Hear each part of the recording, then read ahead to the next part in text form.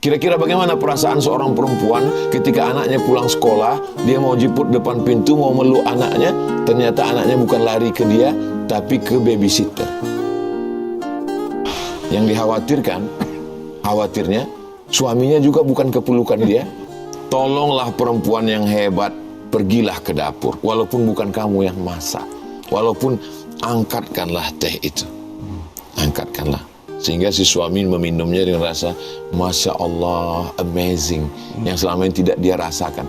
Kita yang laki-laki ini ingin seorang laki-laki yang punya kekuasaan. Walaupun perempuan itu dia kepala kantor, dia pejabat, dia kepala daerah, dia anggota dewan, tapi ketika dia rumah, sebenarnya laki-laki itu ingin mengatakan, Papa, di luar sana aku memang wanita karir, orang sukses, tapi di rumah ini kau adalah imamku. Ada orang yang bingung. Yes.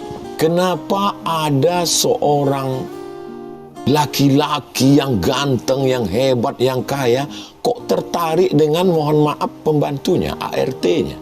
Padahal istrinya cantik. Makanya seringkali keluar meme, istrinya, selingkuhannya. Kok bisa? Tapi ternyata di sini dia tidak menemukan bahwa dia punya power. Dia selalu kalah. Dari segi nasab kalah, nasib pun kalah juga, pendapatan kalah, sehingga dia down di hadapan istrinya. Sementara kalau dia di sini, dia merasa dia punya power. Saya bukan mengatakan perempuan, itu kan laki-laki aja ngeles sudah nakal, bukan. Saya mau mengatakan, saya sekarang ini seolah-olah Bang Reza menjadi juru bicara laki-laki yang teraniaya. Jadi laki-laki ini dia ingin dia dihormati, dimuliakan. Makanya ketika seorang perempuan Ratu Bilqis yang hebat itu pun, dia datang menemui Sulaiman, dia tidak menunjukkan bahwa dia raja, dia adalah seorang perempuan yang datang kepada menemui seorang raja, Sulaiman. Artinya apa? Muliakanlah suamimu, banggakanlah dia. Walaupun makanya boleh memberi zakat, ini kan mau Idul Fitri, mau bayar zakat, boleh memberi zakat. Suami tidak boleh memberi zakat kepada istrinya, karena nggak boleh berzakat kepada orang yang wajib kita nafkahi. Nggak bisa, istriku ini 5 juta sekaligus zakat saya, nggak bisa. Tapi seorang istri yang kaya, wanita karir, kebetulan zakatnya 1 M, dia boleh berzakat kepada suaminya, kalau suaminya termasuk golongan yang tidak mampu. Tapi jangan sampai kata-katanya menjatuhkan mental suaminya.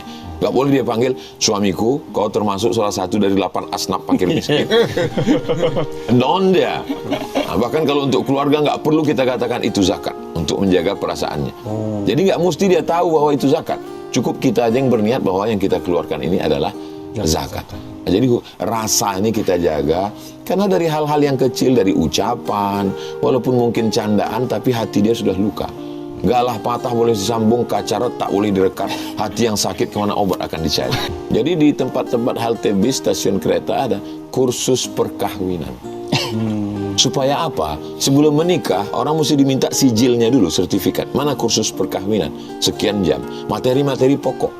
Supaya tahu mana suami, mana istri, apa hak, apa kewajiban.